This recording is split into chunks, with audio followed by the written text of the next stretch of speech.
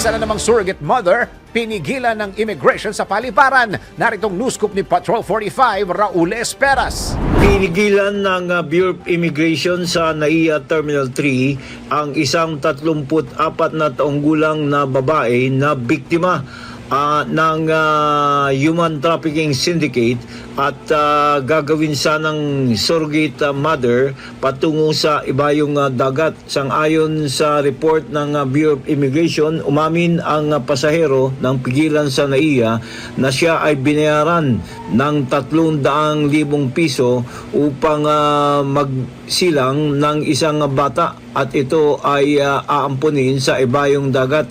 Sang-ayon kay Immigration Commissioner Joel Anthony Biado, dumarami ang kaso ng mga surrogate mother, kung kaya't paalala sa mga kababayan natin na ito ay pinagbabawal sa ating batas.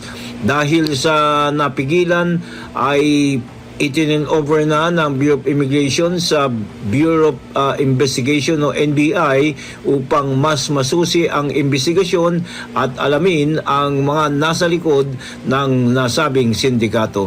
Raul Esperas, Patrol 45, nagbabalita ng tama, naglilingkod ng tama sa impilang may todo lakas, DWIC.